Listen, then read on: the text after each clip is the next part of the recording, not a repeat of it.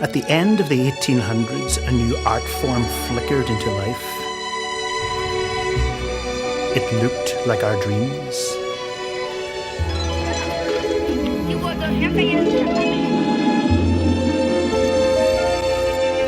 Movies are a multi-billion-dollar global entertainment industry now. But what drives them isn't box office or showbiz.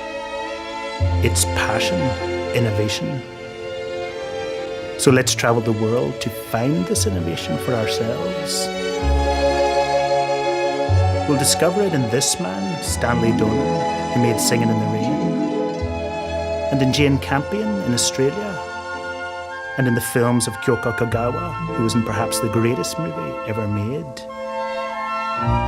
and in Amitabh Bachchan, the most famous actor in the world, and in the movies of Martin Scorsese and Spike Lee, Lars von Trier and Akira Kurosawa. Welcome to the story of film, an odyssey, an epic tale of innovation across 12 decades, 6 continents, and 1,000 films.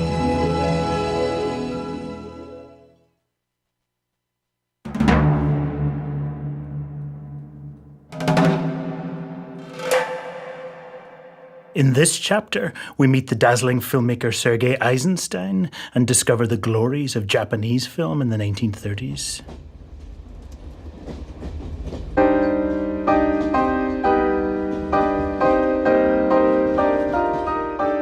What great years for cinema were the 1920s and early 30s. Entertainment cinema was at its most glittering. Yet rebellious directors around the world challenged its glitter. This battle for the soul of cinema made it splendid. In entertainment romantic cinema of the 20s, people looked like this. Soft lighting, shallow focus, makeup, dreamlike.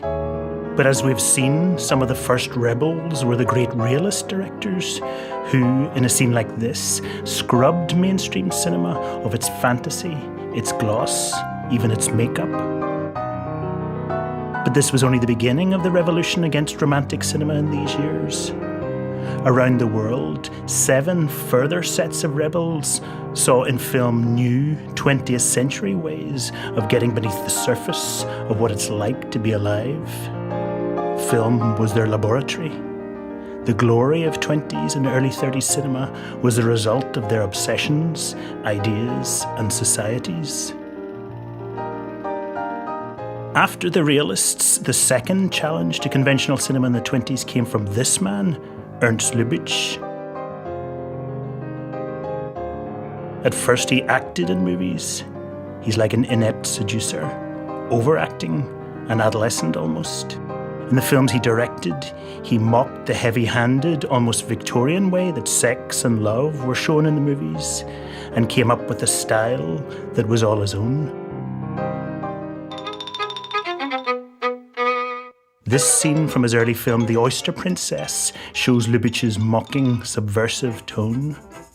A capitalist smokes a ridiculously fat cigar. He has an army of stenographers, and his assistants, of course, are all black.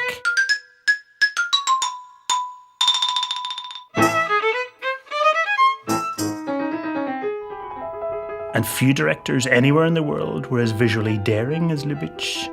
In this film, The Mountain Cat, a girl falls in love with a lieutenant, so he gives her his heart.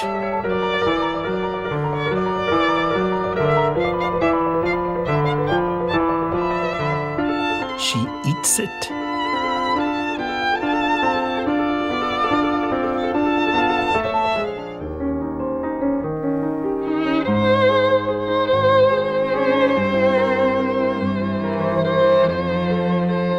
Snowmen come to life and play music. The film's a riot of surreal production design. Its screen masking is even more daring. Such virtuosity was noticed by Hollywood, of course, and The Mountain Cat was Lubitsch's last film before moving there. American censorship meant that Lubitsch had to be inventive in how he portrayed sexuality there. Look at this scene in his hugely successful American film, The Marriage Circle. A psychiatrist and his wife are at breakfast. We see a close-up of an egg, then of a coffee cup.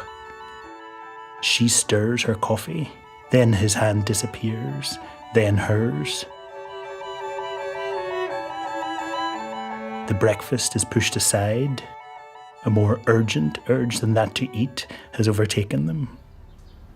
Lubitsch films nothing of their lovemaking, of course, but his use of objects is the cinematic equivalent of a raised eyebrow, far more daring in his suggestion of sexuality than Chaplin or Keaton or Lloyd. Lubitsch went on to make more sparkling comedies in America in the 30s and 40s and ran the Paramount studio. Billy Wilder, who made Double Indemnity and Some Like It Hot, had this sign on his office wall: "How would Lubitsch do it?"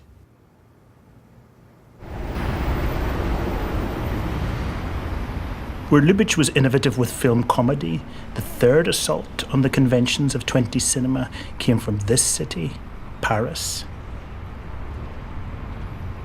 The pioneering Lumière brothers had been influenced by Impressionist painters, and now filmmakers like Germain Dulac, Abel Gance, and Marcel L'Herbier used cinema in an Impressionist way too. Like this, our restless eyes darting around, scanning, not cutting. This showed how people actually see things and how mental images repeat and flicker. This film, La Rue, is a grand work of Impressionism. It strangely begins with images of its writer, producer, director, Abel Gance, then tells the story of a complex love triangle. One of the men in the triangle falls off a cliff. The woman he loves runs to save him. We feel fear for him. But then his own fear makes images of his beloved flash in his inner eye.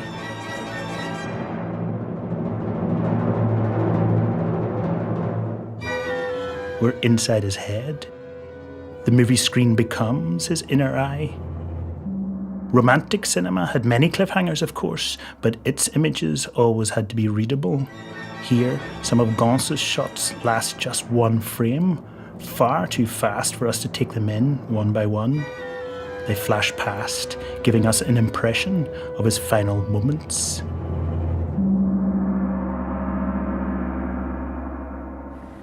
The poet and filmmaker Jean Cocteau later said, "There's cinema before and after La Rue, just as there's painting before and after Picasso."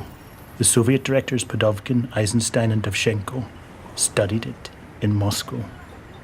But Gance hadn't yet peaked. In the following 4 years, he wrote, directed and edited a 4-hour Impressionist film about the early life of Napoleon Bonaparte, the French revolutionary, national leader and militarist, portraying its main character as a tragic hero and making mainstream romantic cinema look static in comparison. To capture the dynamism of the man, his fist fights and horse rides and battle charges and storms at sea, Gance rethought the camera's relationship to movement. Gance had a fur-covered sponge mounted around the lens so that the boys could punch right up to it and not get hurt. In the first scenes of Napoleon as a young man in Corsica, Gance attached a compressed air-powered camera to the saddle of a horse to capture Bonaparte's kinetic energy. How would Gance top such dynamism at the climax of the movie when Napoleon enters Italy? A land grab which the film fails to condemn? How would he outdo the epic imagery and grand sets of Pastrone's Cabiria and D.W. Griffith's Intolerance, which had come before? Here's the answer. He filmed with 3 cameras mounted on top of each other, each pointing in a slightly different direction. Audiences had to turn their heads to see the whole spectacle.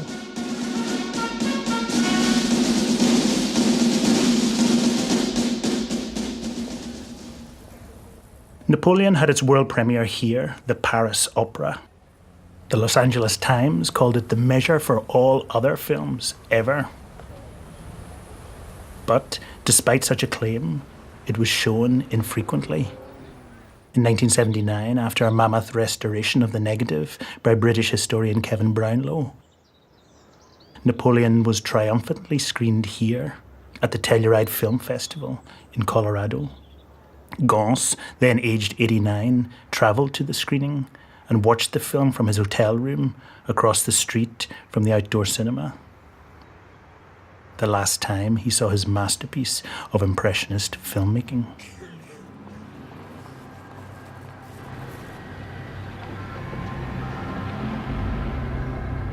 In Germany in the late 1910s and 20s, the fourth innovative challenge to mainstream romantic cinema emerged.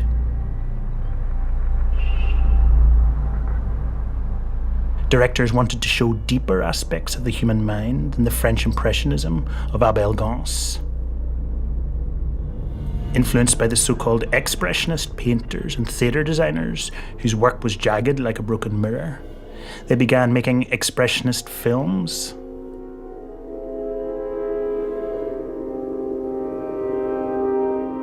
Less than 30 were made, but they were exported all around the world.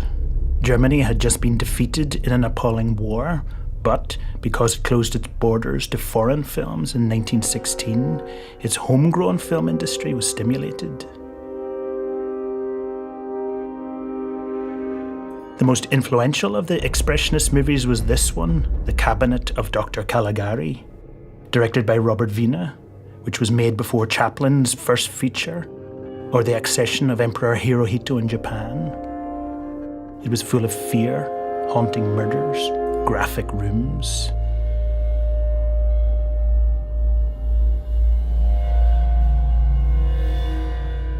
Where studio filmmakers filmed indoors, excluding daylight, and Scandinavians did the opposite, director Wiene and his chief designer, Herman Warm, found an apparently revolutionary third way. They flooded their set with flat light and then painted shadows directly onto the walls and floor.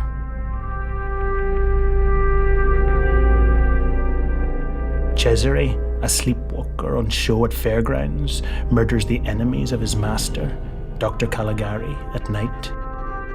This story had a political edge.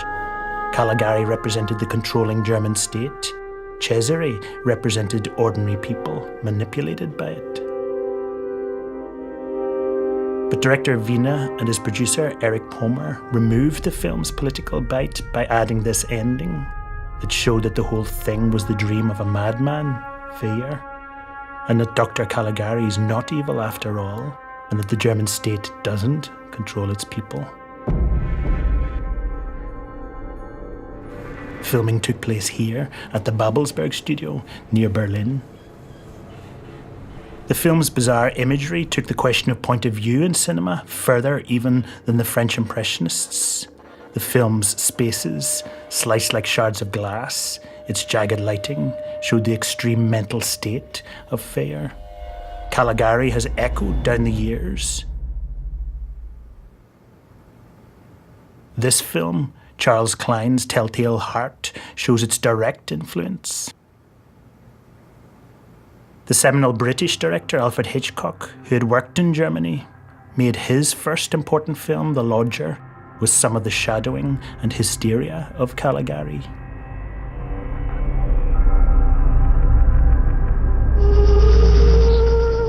But the most astonishing outgrowth of the cabinet of Dr. Caligari came in Japan in the early 20s. Former actor Tainsuke Kunigasa saw it in Abel Gance's La Rue, and then made this film, A Page of Madness. This is the opening scene, a tempest, an asylum, visual overlays, fast cutting as in La Rue.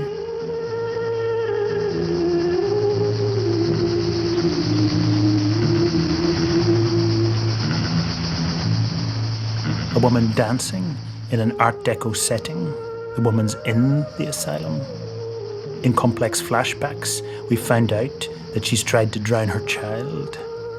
Her husband takes a job in the asylum to try to help her, but then his mental state deteriorates too.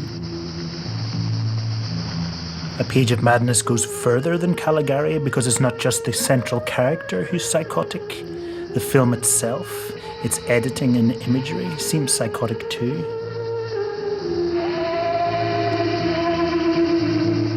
A Page of Madness combined the fleeting techniques of Impressionism with the deep unease of Expressionism, and is the second great Japanese film that exists after Souls on the Road.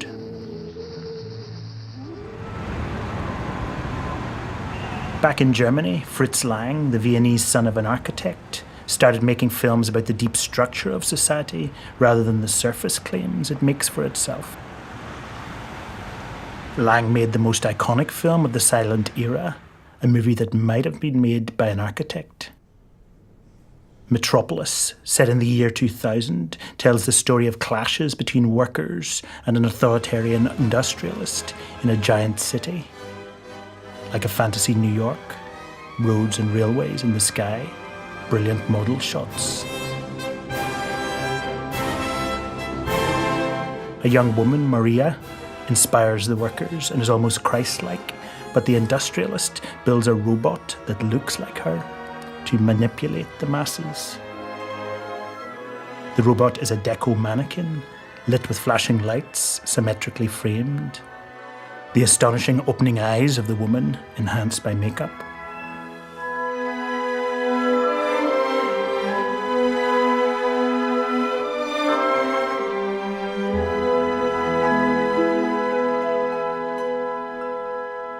But in the end, Maria and the industrialist's son save the city, and workers and owners are united in a scene that seems to take place on the steps of a cathedral.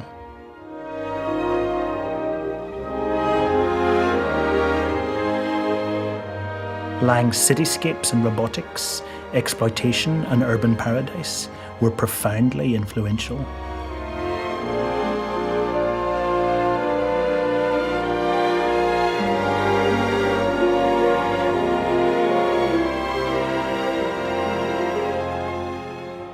The Hollywood director King Vidor loved Metropolis, and as a result, there are expressionist echoes of it in his city film, The Crowd.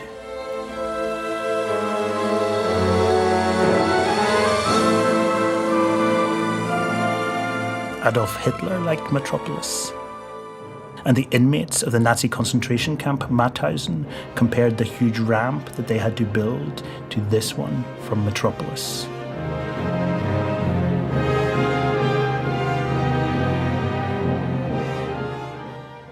Metropolis was shot here over a year and a half, using 2 million feet of film and 36,000 extras. Cities were scary things in the 20s, but poetic too. In this expressionist masterpiece, Sunrise, a man and wife walk through the world together, so wrapped up in each other they don't notice the traffic around them. The city becomes nature.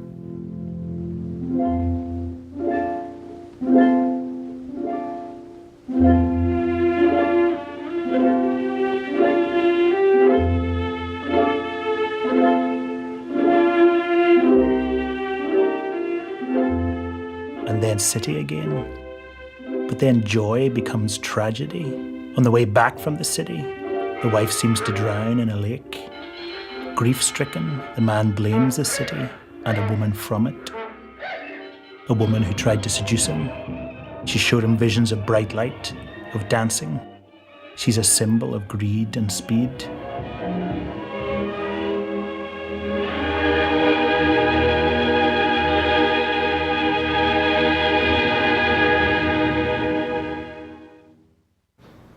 Sunrise was made by the German director F.W. Murnau, one of the greatest directors who ever lived. This is him, the tall man on the extreme right, dancing in Sunrise, looking a bit awkward and shy as he did in real life. This is where he lived, although Murnau actually made the film in Hollywood. Unusually, he was offered total freedom to do so. He had this gigantic city set built and made most of the subtle lighting effects available in Hollywood. In the end, the city woman, the symbol of modernity and avarice, leaves, and the life of the man and the wife becomes like a German romantic painting.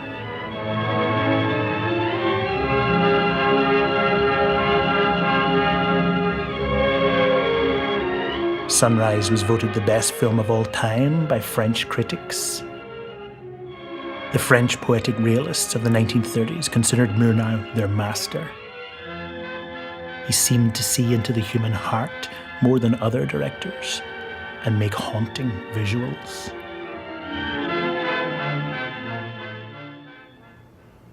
Murnau died in a car crash in California in 1931.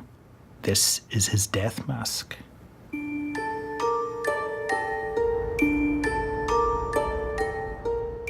In both Germany and France in the 20s, movies had become intellectually fashionable. They were all the rage in art schools. And so it's no surprise that experimental artists and filmmakers pushed movies even further away from the Hollywood norms than German Expressionism.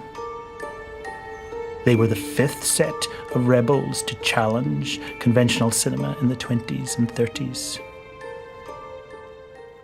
Walter Ruttmann's Opus No. 1 looked like biology. He painted on glass, filmed the result, wiped the wet paint, added more and filmed again. One of the first abstract animations.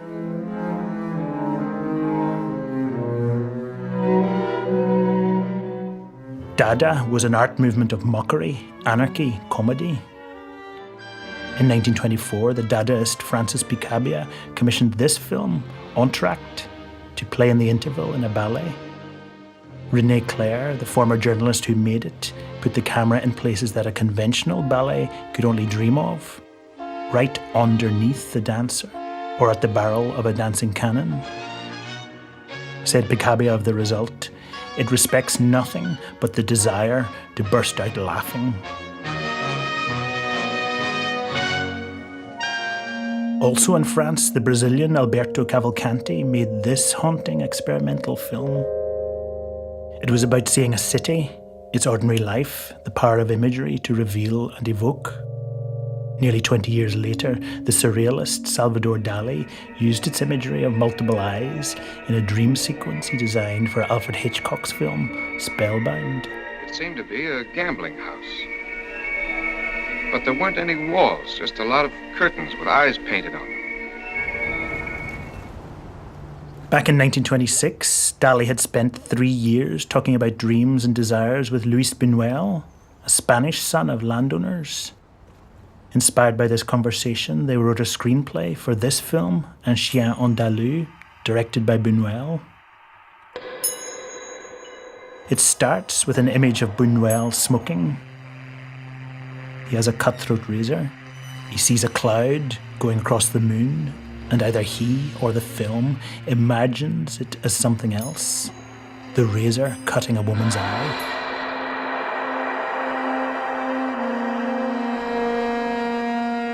A shocking free association, an attempt to show how the unconscious works. Then a man dressed as a woman falls off his bike. He's been carrying a box. This is the box.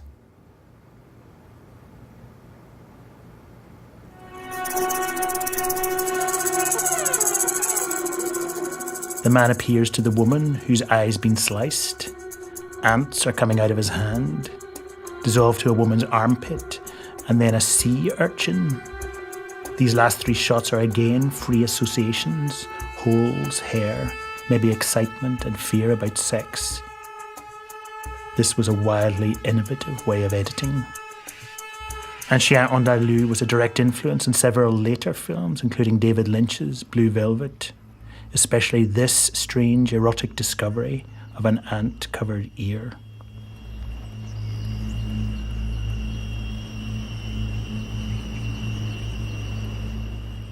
Buñuel's next film, the feature-length L'Âge d'Or, is still shocking. A man and a woman are trying to make love in the mud. A crowd of bourgeois people and clergy stops them.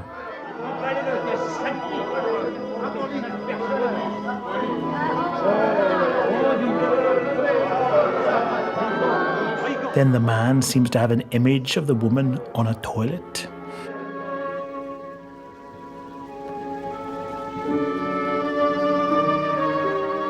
The toilet roll seems to burn, dissolve to lava.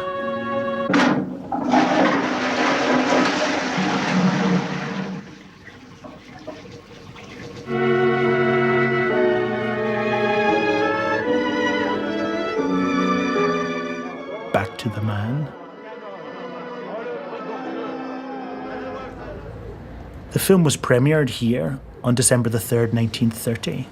Members of the Fascist League of Patriots hurled ink at the screen and attacked the audience. A Spanish newspaper called it the new poison which Judaism and Masonry want to use in order to corrupt the people. It was out of distribution for 50 years. If Buñuel and L'Âge d'Or completely rejected the content of Romantic cinema, our sixth set of dissidents completely rejected its form.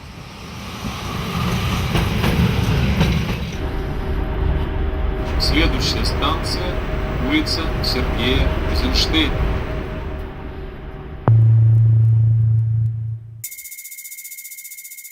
They were the most manic of them all.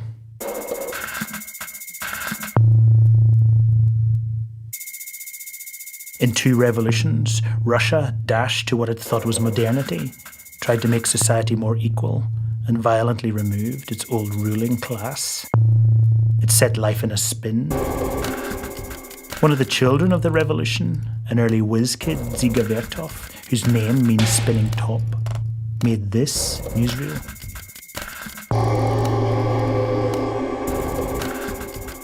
The camera attached to a train, worshipping the work of peasants.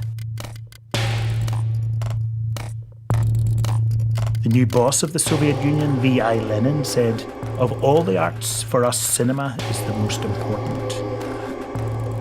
Take a bow, Sergei Eisenstein, that art's most brilliant innovator. This is his first film. Actors perform, mug for the camera.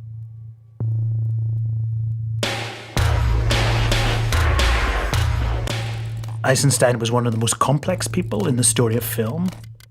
He was a Marxist on the outside, and an engineer too, and perhaps a Christian inside that, and Jewish, and bisexual.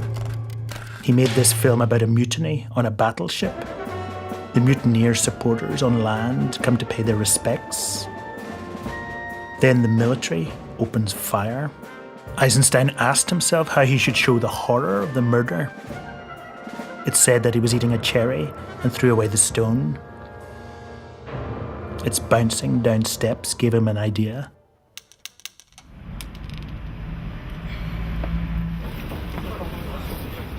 Steps, he thought, are like the world tilted forwards to form a stage.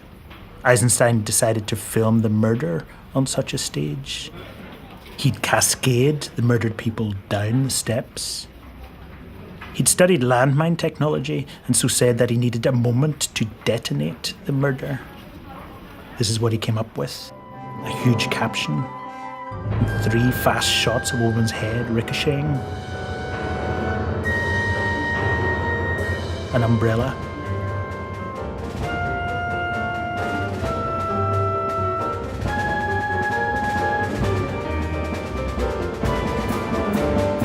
a fall shot with a handheld camera,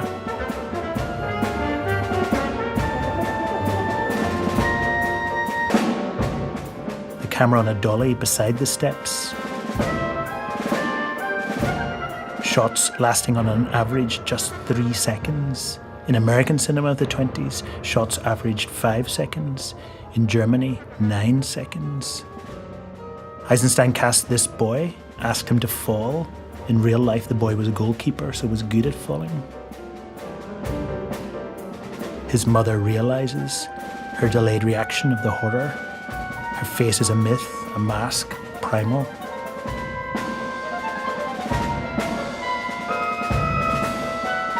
And then this horrific moment.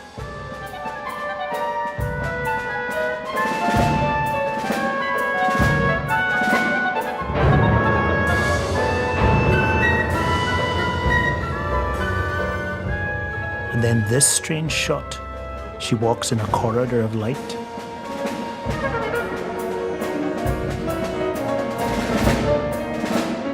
The camera's mostly been on the left, near the bottom of the steps, but then it's here, top right. A mother out of D.W. Griffith. Eisenstein adored Griffith. Her pram teeters. Her dying body pushes it. It becomes like the cherry stone, falls through the killing field.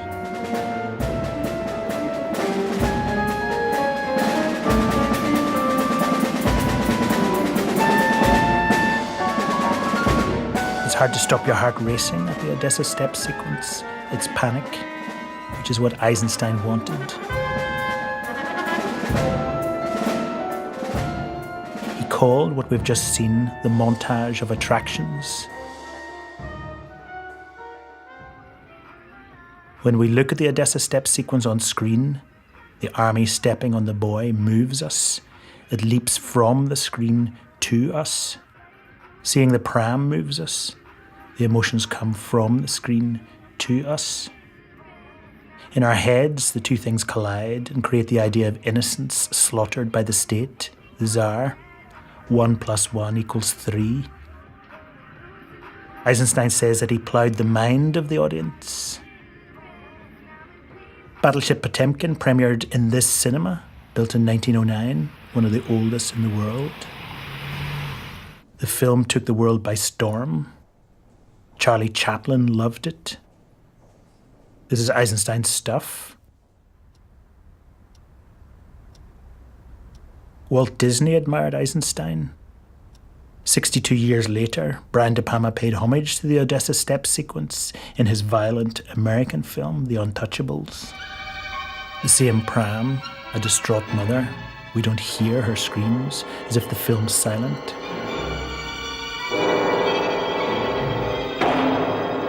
Splintered editing. Shots only a few seconds long, like Eisenstein. Peril, shooting down a grand staircase.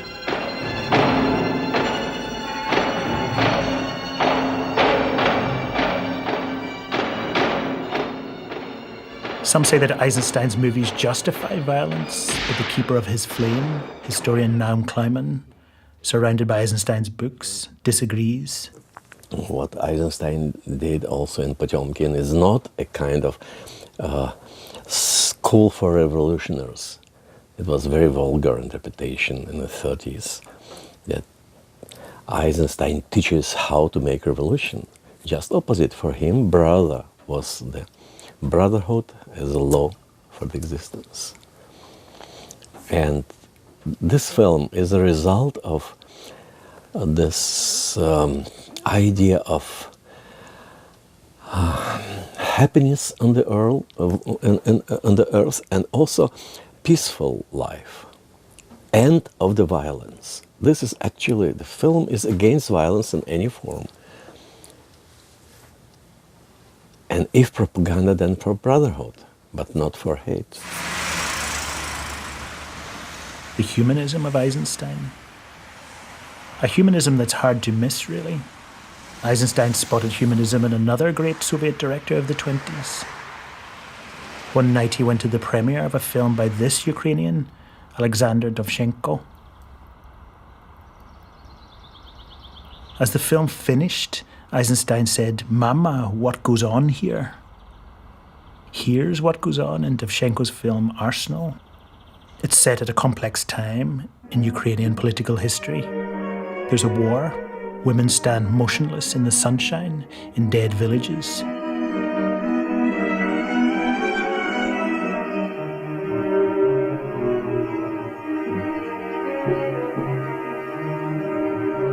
It's like the women can hear the song of the war inside their heads.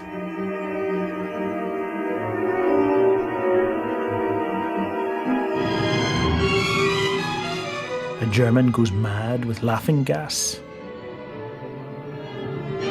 An astonishing image of a soldier dead, half buried, but smiling.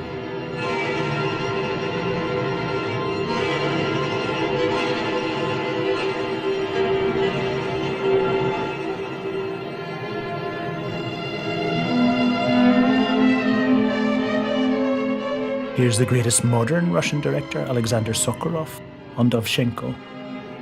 Потому что он первым открыл чувство нам в изображении, первым показал практически, как можно выразить на экране атмосферу, быть безгранично искренним. Ну что необычного? Идет человек, молодой парень, идет по ночной дороге, пыльной, да, и от какого-то счастья начинает танцевать. Но что такого необычного? Вдруг в него стреляет, и он падает.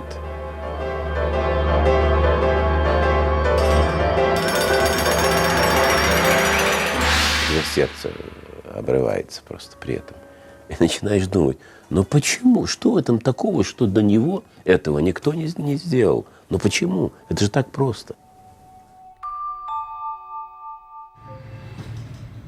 Here's the original screenplay of Dovzhenko's film, Arsenal. It's still housed in Vigik, the film school where Eisenstein taught, in this very room. Lenin died, of course, and Stalin came along, and the spinning, winning brilliance of Soviet editing died too. Eisenstein went on to create more masterpieces, then he died in 1948.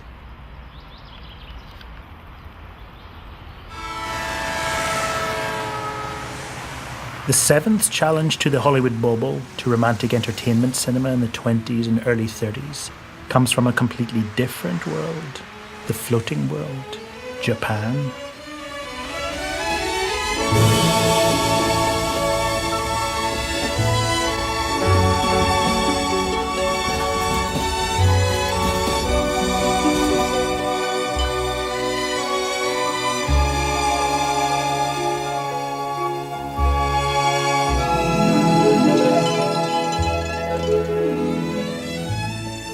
Japan fought most of the world in the 1930s and 40s, and, in its arrogance, killed millions. As if to compensate, as if in horror, its movie makers made the most humanistic films of their times. The most challenging of the films were made by the gentle rebel who's buried in this grave outside Tokyo. People cross the globe, as we did, to get here. As you can see, they leave whiskey and wine because the person who lies here was a drunk. There's no name on the grave, no date of birth or death, just the Japanese character, Mu, nothingness, the void. The man who's buried here, Yasujiro Ozu, was a kind of philosopher, but, more importantly, perhaps the greatest director who ever lived. No interview footage of Ozu exists. He didn't marry, never worked in a factory, and didn't go to university. Yet for 30 years he made films about the calm lives of married people, factory workers, and students. He's thought of as a very serious director, yet the first movie in which his mature style emerged, this one, I Was Born But, is an exquisite zingy comedy about two boys, brothers. Naturalistic performances filmed on a low tripod at the boys' height. They move to a new suburb. An existing gang of boys squares up to them. A battle of wills in a boyhood universe.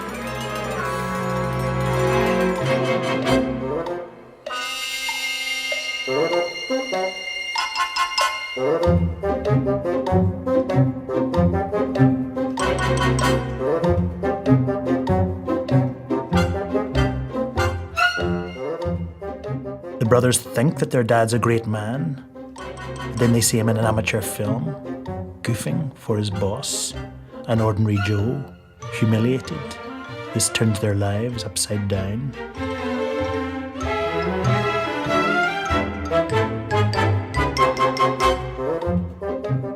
They go on hunger strike. Legendary critic and filmmaker Donald Ritchie. I Was Born But is a 1932 film, and it's a silent film, and they're very extremely rare. Almost all the I would say about 90% of all silent film has been destroyed in Japan by natural causes, the earthquake, or by unnatural causes like the bombing of Tokyo. Ozu himself said that it's supposed to be a comedy, but it came out sort of dark, says Ozu. And so this extraordinarily honest film, which tells a lot about society, a lot about kids, a lot about fathers, is something where the balance is so right that, of course, it's a masterpiece. And that's one of the many ironies of the film, is the boys have adjusted. The boys could adjust to anything. They adjusted to their empty stomachs when they ate their breakfast. They adjusted to their fathers being an idiot. They've adjusted to that. They're starting to adjust to the ways of the adult world, which, as their fathers told them, is a false world to live in. They'll probably never question it again. That's what we saw was the last of their innocence. They've become equipped for society now. Which is heartbreaking. Yeah, because society isn't worth all that. And Ozu seems to be telling us that this kind of innocence, exemplified by the boys, is precious. And that would be one of the reasons it doesn't last. The boys discover what Japan itself was about to discover in World War II, that the emperor is just an ordinary man. Ozu was the great dethroner. Unlike Akira Kurosawa, he didn't believe in heroes. Very un-Hollywood. The boys see that people are merely decent. Resignation and disappointment are a part of growing up. Ozu's brilliant at what it feels like to grow up, what the Japanese call mano no aware, the sadness of time passing. Here's Kyoko Kagawa, Japan's legendary actress who worked for Kurosawa, Mitsuguchi Naruze, and Ozu, who famously framed her in mid-shot, almost looking at the camera. Kagawa played the youngest daughter in Ozu's most acclaimed film, Tokyo Story. Late in the film, the mother takes ill and the daughter fans her to cool her body. 例えば私の場合はお母さんが病気で倒れてでうちわでこう仰いであげてるカットがある。そして手を下ろしてこう時計を見て駅にお兄さんたちを迎えに来ますっていうカットがあったんですけれども、うちわを3回だったかな5回だったか動かしたら手を下ろして時計を見てっておっしゃったんですね。だからその通りにやったんですけれども、その時になんかこう監督さんのこうリズムみたいなものが終わりなのかなって思ったんですけれど、だいたいカメラの位置が低くてこう床を見せないでこう低いとこ天井も入るしなんか立体感が出るっていうかなんかそういうお考えもあったように思いますね。Kagawa's story gets to the crux of Ozu. He used film like no other director before or since.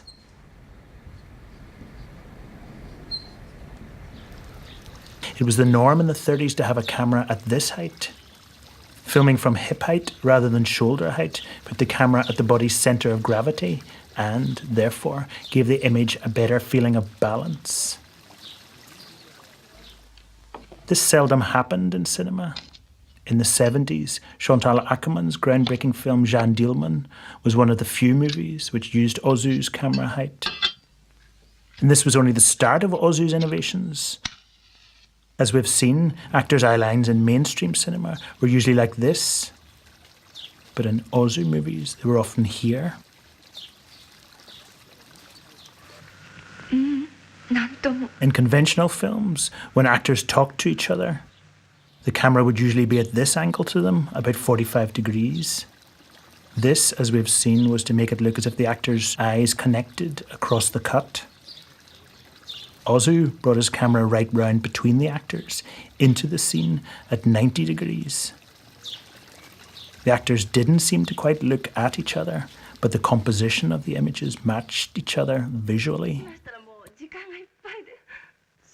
Ozu was very interested in matching his shots, whether they were of human beings or, say, interiors in a house looking down a corridor.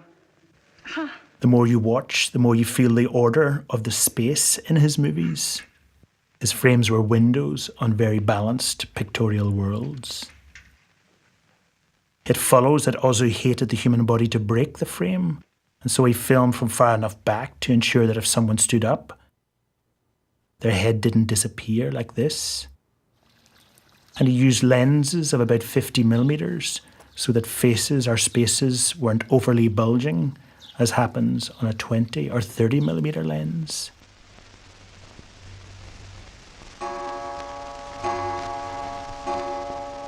And he added pauses in his films. This Boiling Kettle doesn't just give the story a breather, it gives the space a breather too. It adds a moment of compositional emptiness, mu, the void, just as it says on his grave. Ozu, like the Renaissance artists, was interested in centering the human body and, like the Buddhists, in decentering the human ego. And as a result, his movies are far away from the straining emotional romanticism of Hollywood. They're the most balanced in movie history. It's hard to imagine any American director getting away with breaking the rules of filmmaking so completely. So how does Ozu get away with it? Part of the answer lies in the fact that the Japanese studio system was, in the 1920s and 30s, director rather than producer-led.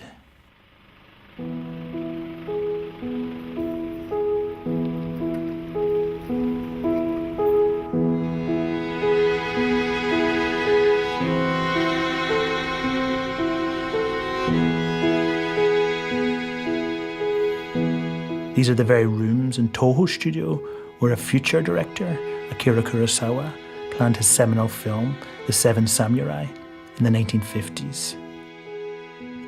This man built some of his sets.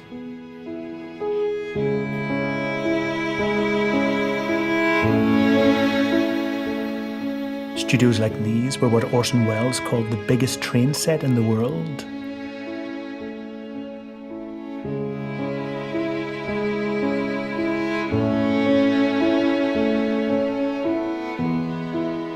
Ozu, not a producer, would have called the shots in such spaces too.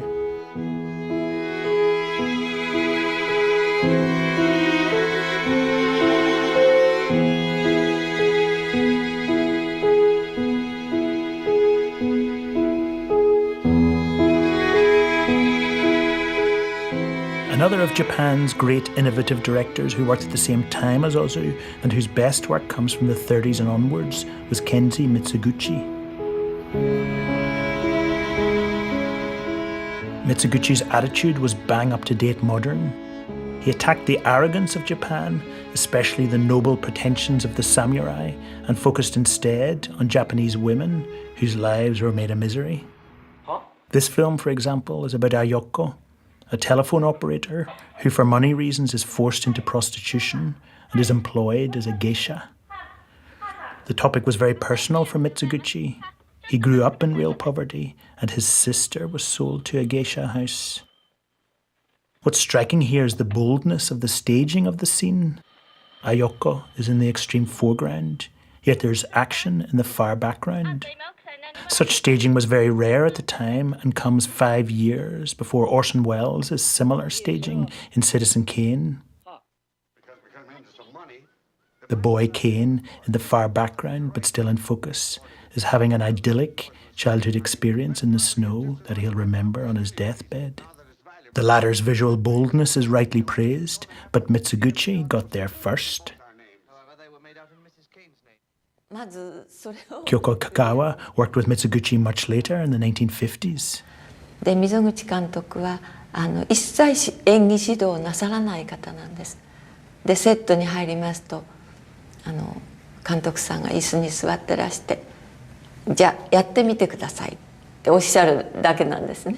ですから俳優の演技をご覧になってそれからカメラの位置を決めるというそういう演出のなさり方だったもんですから。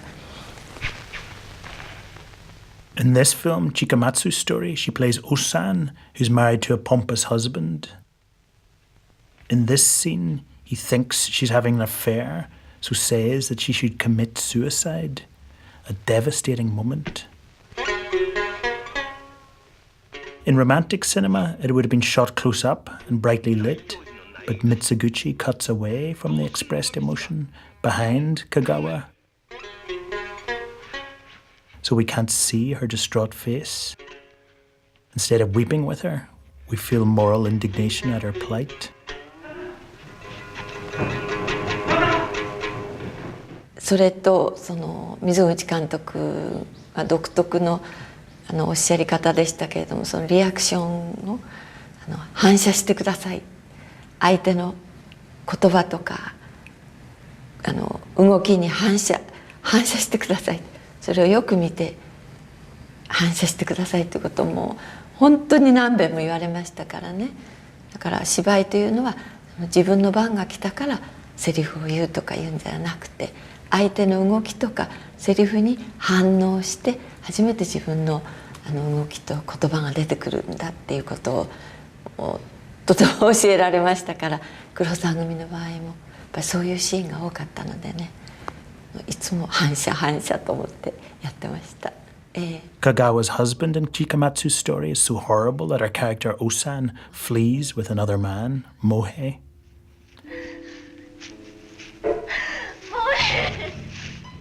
Mitsuguchi was known as a woman's director, and Kagawa feels that she learned much from him, especially in this scene.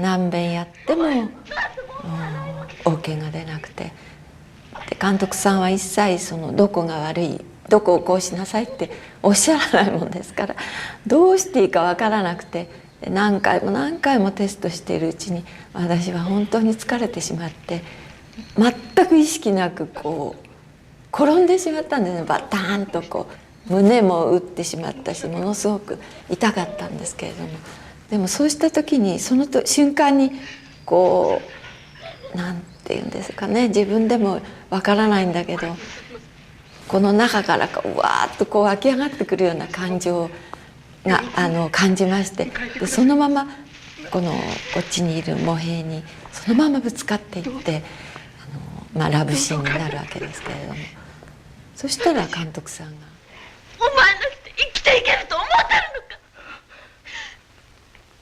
お前はもうここにやない。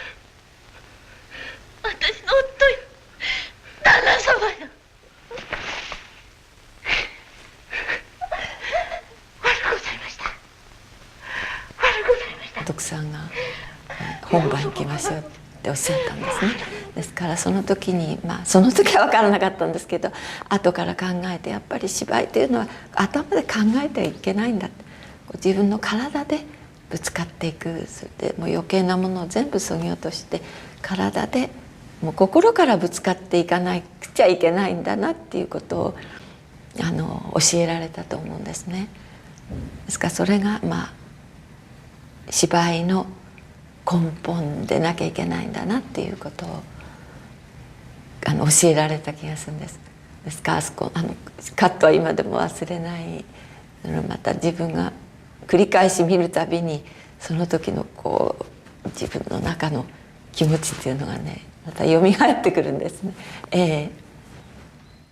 Back in the 30s, Mitsuguchi ended the story of telephonist Ayako with her on a bridge contemplating suicide because she's been labelled a delinquent woman. It's a key moment in the story of film. 野良犬や。どないしたらええか分からへんねん。病気と違うか？まあ病気やわな。不良少女中立派な病気やわ。なあお医者はん。なんやねん。こないになった女子はどないして治さはんねん。さあ、そら僕にもわからんわ。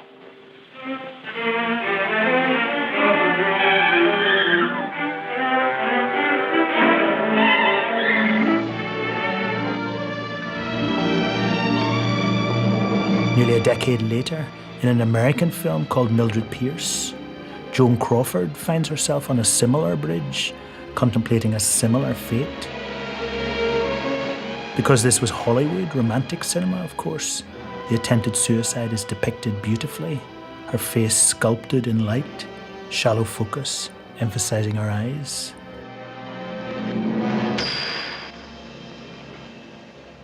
It would take well nigh 2 decades before the achievements of Mizoguchi and those of Ozu would be discovered, so to speak, by the romantic cinema of the West. One of the greatest oversights in movie history.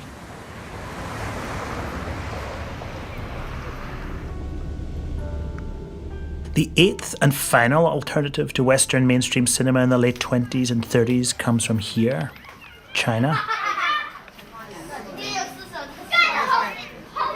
In 1931, Japan brutally invaded China. Life was already difficult for most Chinese, but the ensuing war would see 13 million die. And at this very moment, Chinese cinema enters the story of film. There'd been Chinese movies since the 1910s. This is typical. Period costumes, an iris used, as in Hollywood, to point out the suitor coming over the roof.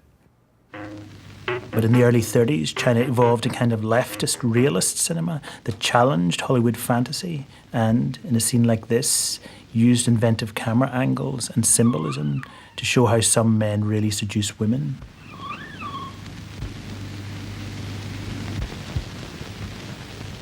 This city, Shanghai, the Paris of the East, one of the most cosmopolitan cities in the world at the time, created that challenge. Film studios sprang up, great directors came to the fore, and movie stars were made. The greatest of them all was this woman, Ran Lingyu, often called the Chinese Greta Garbo. Here, she's a single mother at her son's school performance. Money's so tight that Ran has been forced to sell her body to pay for her son's education.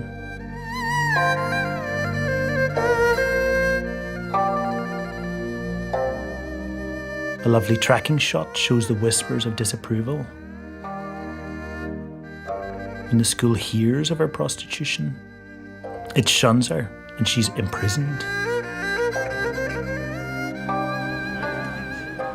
Women in particular identified with Ruan.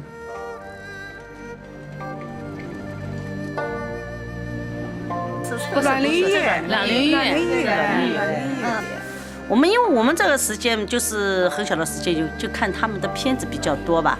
因为我直接跟他们交面的还是比较少的，没有跟他的真实的人我们没有看见。我们毕竟这个时间还是很小的了，很小。就是拍的挺生动的啊，挺现实的，那个社会就是这样，对吧？Ruan's movies were often set in Shanghai backstreets like this, though those shots were usually recreated on Shanghai movie sets like this.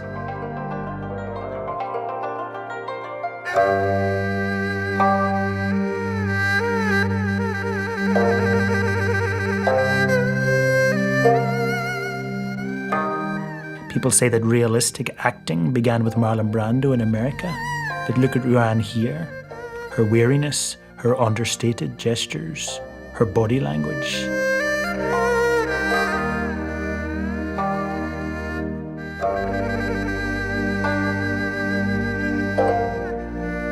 This is decades before Brando.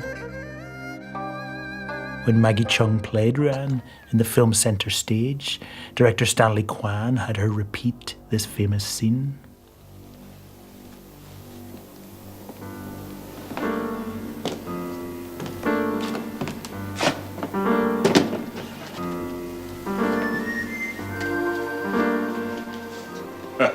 In this film, New Women, Ruan played a real-life actress who committed suicide after being hounded by the press.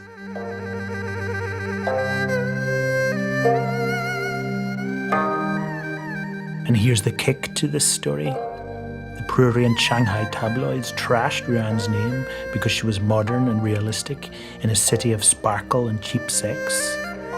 In response, Ruan took an overdose, like the character she played, and died in 1935, aged just 25. Her funeral procession was 3 miles long. 3 women committed suicide at it. The New York Times front page called it the most spectacular funeral of the century.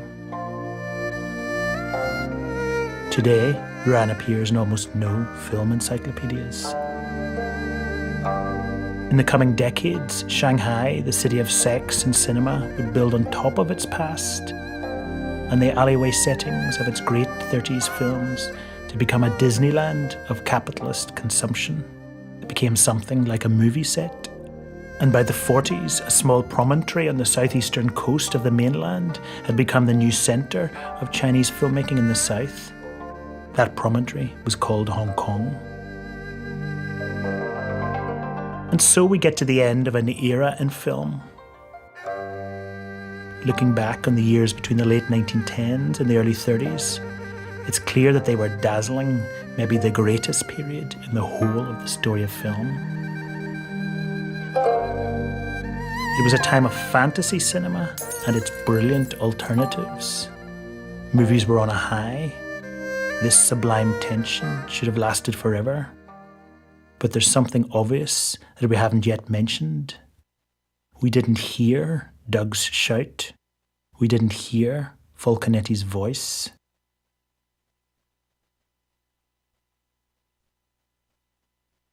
We didn't hear Cesare's nighttime victim scream.